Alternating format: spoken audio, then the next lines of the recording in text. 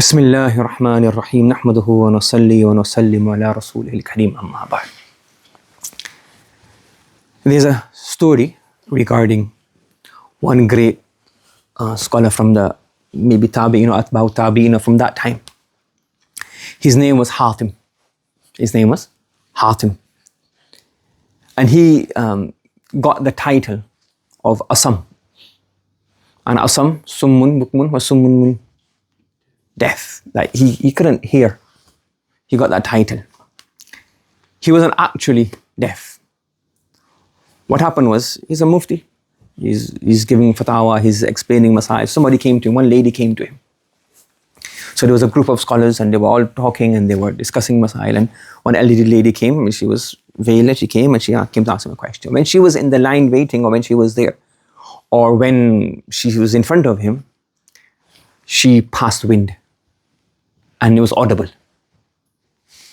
Now, you can imagine the embarrassment that she may have felt, or the embarrassment that she would have gone through, that she's in a line of a very famous scholar, she's just trying to ask a question, and she passed wind, and like she's probably like all. So he then said, when she asked a question, she asked the raiser, I can't hear properly. Can you raise your voice a little bit? Can you speak a bit louder, please? So I can hear you properly. So he acted in such a way as if he didn't hear her passing wind. So he then a few times asked her, made her raise her voice, so that she at least felt that he didn't hear me. Now, so that's one thing, that in that gathering, what did he do?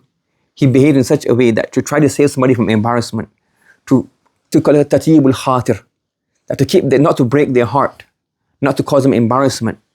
He went through this extraordinary behavior. I've read or heard from some people said that even afterwards, he then pretended that he couldn't hear properly until that lady died. Not only in that one gathering to save from embarrassment, but until she didn't die, he pretended as if he couldn't hear properly and he had a problem with hearing. Just so that in that gathering, the woman wasn't embarrassed. And later on, she wouldn't find out that, okay, no, he actually did hear me, but he just pretended and she became embarrassed later on. He went through this extreme to save somebody from embarrassment, to save somebody from humiliation.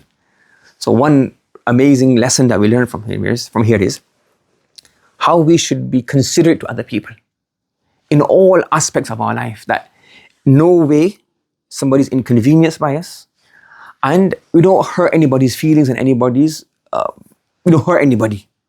Yes, obviously sometimes if you don't know a lesson, teacher may have to warn you, say a stern word. Your parents may have to tell you off for doing something, misbehaving, to put you in line. But generally speaking, the idea and the goal is that we behave in such a way that nobody's physically inconvenienced from us, not emotionally inconvenienced or hurt by us.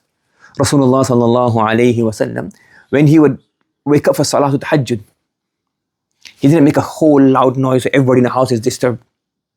What did he do? He used to perform Salah in such a way that if somebody wanted to hear him, they could hear him.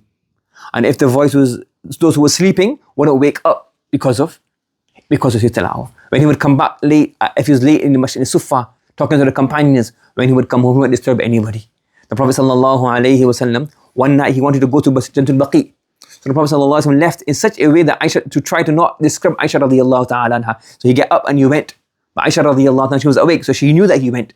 But he did it in such a way that Aisha radiyallahu ta'ala anha thought, where is he going? It's so secrecy, because you don't want to disturb her.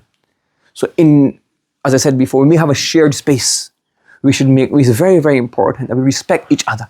How do we respect each other? By respecting each other, by not inconveniencing anybody, understanding everybody's needs, anybody's necessities. For example, here, you have a classroom. Now, the Prophet ﷺ, tafassahu. The classroom is a bit tight, not space. You just give somebody a bit of space. You sit in a way that doesn't inconvenience anybody else. You give a space to somebody. That's also a good deed. You help somebody out, somebody needs a bit of assistance. Without putting yourself under necessary harm and difficulty, you help somebody out. The Prophet ﷺ says, if somebody is inexperienced and you help them do a job, somebody can't mount a camel, and you just give them a hand and they put the foot on your hand and you just sit on the camel, that's a good deed. So if you help somebody in acquiring knowledge, you make things easy for them in acquiring knowledge. whether you're a teacher, whether it's a classmate, is that not going to be a means of reward? If somebody asks a question, and the question is a bit, maybe it's a bit embarrassing, or the question is a bit stupid question, one is you can laugh out and blurt out. But what do? You just stay polite and humble. Nobody does that. What will happen? You've saved somebody from embarrassment. You following? So all of these things, when we're in a shared space, this is very, very important. It's called adab al-mu'ashara, the adab of ashari wa ashri mu'asharatan, living together. How do we interact with each other? The etiquettes and the protocols. And this, you can give a list of everything, but the main principle is that we have such respect, such kindness, such love for other human beings, that we try, we human beings, we make mistakes, but we try our utmost. We create awareness in ourselves that we don't do anything which inconveniences anybody else. It doesn't hurt their feelings, it doesn't cause them physical inconvenience. And along with this, you should help. Not only so I'm not inconveniencing anybody, let's help. The Prophet ﷺ says that inna min al-ma'rufi an talqa akhaka biwajhin taliq. You see somebody, you meet them, you smile, assalamu alaikum wa rahmatullahi wa barakatuh. This is a good deed. So just by smiling at a stranger, this is a good deed. Somebody who you share a space with. This is mentioned in the Quran. وَصَاحِبُ بِالْجَنْبِ. That somebody who's with you, you have a jar, your neighbor who stays with you in your house, next to your house, they have so many rights. But your neighbor, whether it's a neighbor who sits next to you, or whether it's the people who are in your classroom, people who are in the same madrasa as you, same masjid as you, same house as you, they're also your sahib bil-jam. They're also people who are in your company. So now to be good to them, it's also part of our iman. And you can't give a list of rules. But when you want to do something, you understand, okay, this is what I should be doing right now. Do you understand? So try our utmost that nobody is inconvenienced by us. Maulana Masrullah Khan Sahib rahmatullahi alayhi. And this is what humanity is. This is what being a real gentleman, a real lady, a kind person is about. Maulana Masrullah Khan Sahib rahmatullahi alayhi used to say, not belittling a'mal, but just to say that, Jannah, Allah subhanahu wa ta'ala, we don't do enough deeds to earn Jannah. And I always give the example, a house in London, how much does it cost? Some house about 2 million, 3 million, 4 million. In New York, near to Central Park, you could work your whole life laboring. You're not going to get 5 million. You can't earn 6, 7, 10 million pounds for a flat. So how are you going to buy Jannah? One flat which is like what? So small in Central Park. How are you going to afford a flat in Jannah?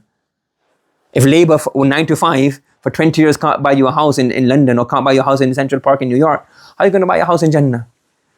We're just doing a'mal to say, Allah, we're trying, Allah give us Jannah. So maybe your effort, Allah will multiply and give you overtime wages and give you Jannah.